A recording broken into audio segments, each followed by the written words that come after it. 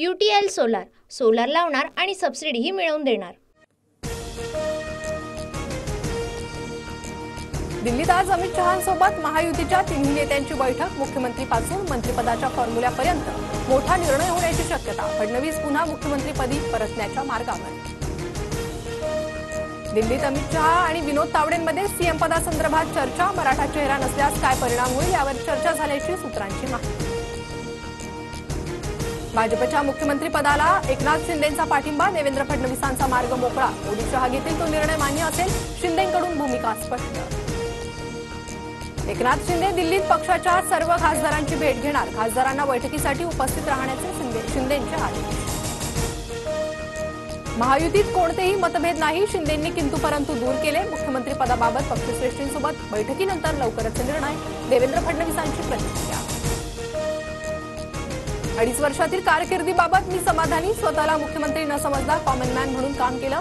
नाराज होऊन रडणारा नाही। एकनाथ शिंदेकडून जनतेचे आभार। एकनाथ शिंदेंनी दबावापोटी निर्णय घेतलाय। शिंदेंनी मुख्यमंत्रीपदाचा दावा सोडल्यानंतर काँग्रेस प्रदेशाध्यक्ष नाना पटोले यांची टीका।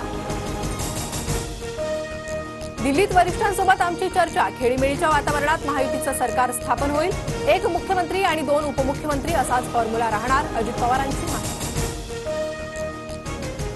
मुख्यमंत्री कोणीही होऊ द्या, देणं घेणं नाही। आरक्षण घेणारच। उपोषणाच्या तयारीला लागलो। जरांगेंची प्रतिक्रिया। भाजप मुंबई पालिकेवर एखादी सत्ता मिळवण्यासाठी प्रयत्नशील। मुंबईतील विधानसभेच्या 15 जागा जिंकत भाजपची ताकद वाढली। महापालिकेसाठी 150 नगरसेवकांचं भाजपचं टार्गेट। सूत्रांची माहिती। काँग्रेसच्या पराभूत उमेदवारांची आज दुपारी 1 वाजता बैठक। मुंबईतील टिळक भवनात बैठक होणार। पटोले थोरात उपस्थित राहणार।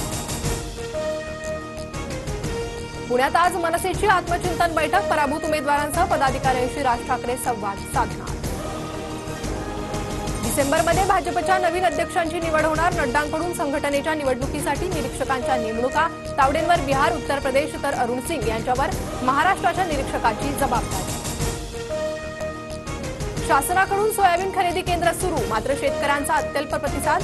लातूरमधील 15 केंद्रांवर 19,968 क्विंटल सोयाबीन खरेदी। 12,000 क्विंटल सोयाबीनचे पैसे शेतकऱ्यांच्या खात्यावर जमा। संत ज्ञानेश्वर महाराजांचा 228वा संजीवन समाधी सोहळा। राज्यभरातून लाखो भाविक आळंदीत। इंद्रायणी घाटावर वारकऱ्यांची मांदी आली। अजमेर दर्ग्यात शिवमंदिर असल्याचा दावा। हिंदू पक्षकारांची याचिका न्यायालयानं स्वीकारली।